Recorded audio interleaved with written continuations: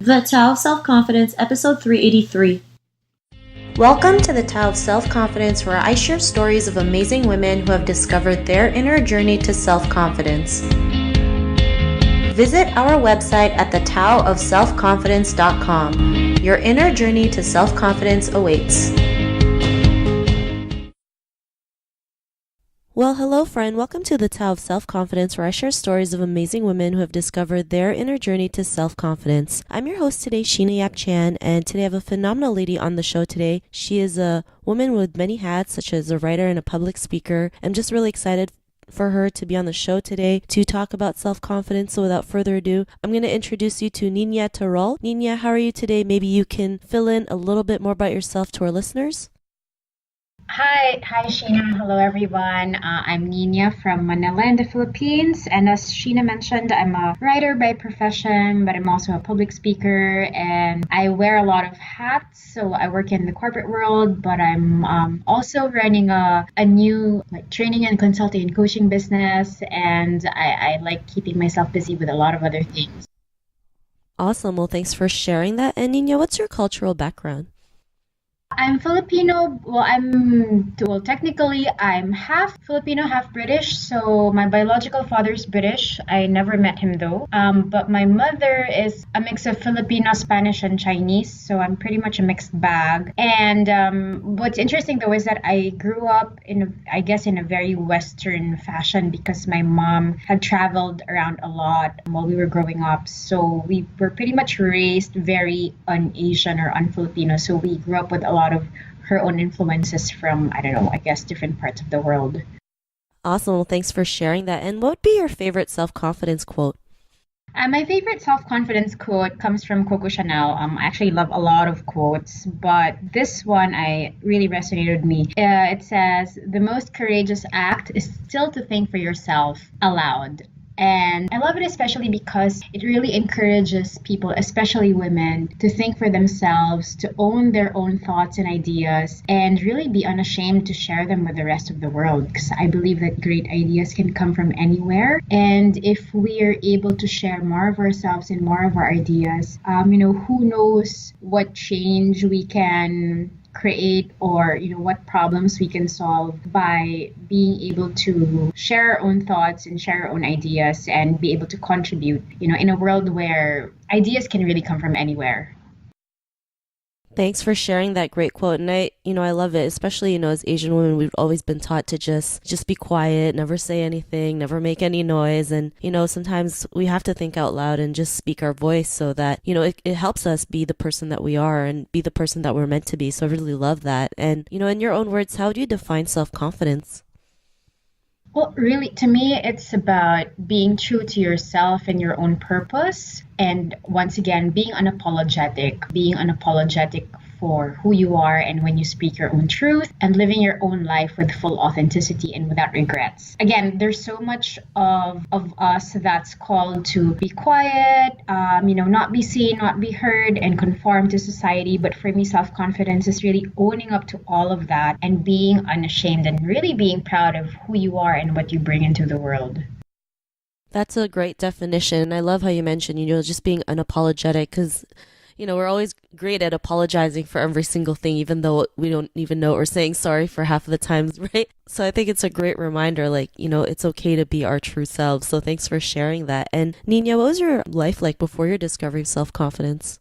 I actually grew up a very, very painfully shy and insecure kid. I was a really chubby kid, had a really soft voice. I was such a bookworm. I just wanted to stay indoors and read my books. And, my teachers would tell me that they couldn't hear me recite in class because my voice was just so feeble and small. But there were, some pivotal moments in my life that gradually led up to, I guess, where I am now. And the first was joining the theater club in high school because I was really shy, but I really was enamored of drama and theater and I wanted to write scripts. So I said I'll join the theater club, but I didn't realize that I was going to enjoy actually acting on stage and directing and not just writing the script. So once I discovered the stage and theater, it just transformed me. It allowed me to get rid of stage fright, be able to speak speak on stage in front of so many audiences and be comfortable in that kind of space. And then when I was a bit older, my second pivotal moment was when I was 23 years old, and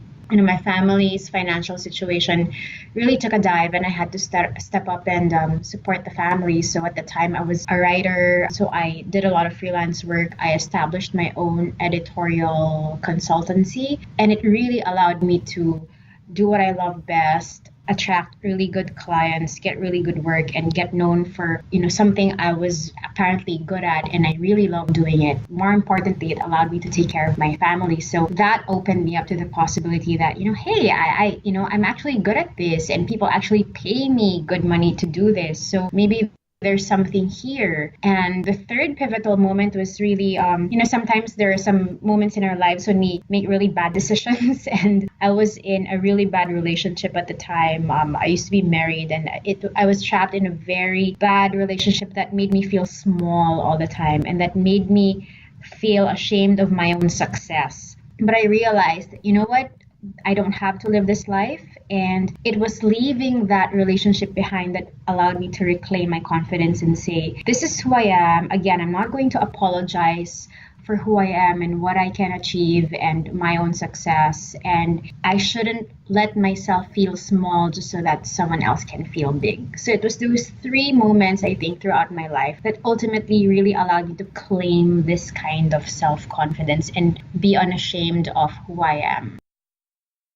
Thanks for sharing that, especially all the pivotal moments that you have. And it's great that, like each moment that you encountered, you just became stronger and stronger, right? And sometimes the bad situations that we have in life actually help us be the person that we are, be strong, be courageous, have that confidence to keep going, and knowing that we're worth it, right? We are worthy of great things. And because of that, what's your life been like now?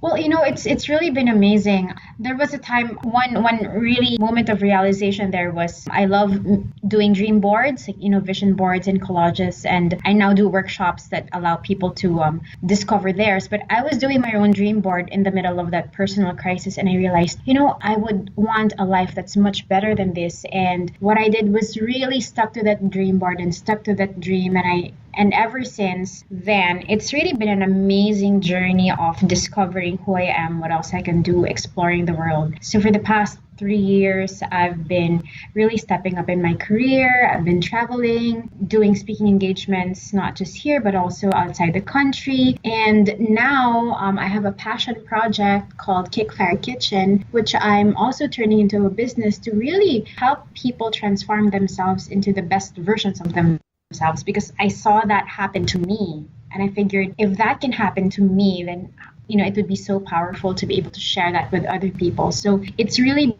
been amazing when I finally let go of these barriers and of what people say I should and shouldn't be, and when I finally honored self and my dreams and my own purpose. It hasn't been easy, but it's been a really amazing process of self-discovery and, I guess, self-actualization, if you can call it that. Awesome. Well, thanks for sharing that. And, Niña, to the woman who's listening to your episode, she may be in her own journey of self-confidence. What would be that one tip you would give to her? I think by now you can probably notice I speak a lot. I prepared a few points, but really just revolving around purpose and truth. And I believe that for any woman out there who's really on that journey, you have to know your purpose and your truth. And once you know who you are and what you're here for and what you stand for, you've got to speak that purpose and truth. You've got to live it as best as you can, and you have to be unafraid. Because a lot of times we act out of fear instead of acting out of love, for ourselves and for others. And I also think that we always have to start from a place of self-love, and then it flows out to everything else we do. But also, if we want to have the best opportunities in life, we have to be the best versions of ourselves. We can't aspire to great things if we're not prepared mentally, physically, or emotionally, intellectually, and all that. So I always believe in always striving to be a better version of myself than yesterday or the day before. And then that's how we get to live a really amazing life. And that's also how we can claim the confidence, because we know we're just trying to do better at being ourselves every single time. And lastly, again, I'm such a big believer in, dreaming, daring, and doing. So I would encourage women out there to don't ever stop dreaming and don't ever give up on your dreams, because we were meant to live really amazing lives if we only had the courage to dream and then dare and do. Thanks for sharing those amazing tips. And I love, everything that you mentioned. It's so true, especially, knowing and speaking your truth and then acting on it is the most important part. So thanks for sharing that. And Niña, if our listeners wanted to get to know a little bit more about you and what you do, is there any links or social media profiles we can connect with? You can reach me on both Twitter and Instagram at Niña Terol. That's Ninaterol. I'm pretty active on Instagram. I post a lot of quotes and photos, so you can see what I'm up to from there. I'd also like to share my two Facebook pages. One is my author page. It's called Nina's Notebook by Niña Terol, and you can find it on Facebook at Nina's Notebook.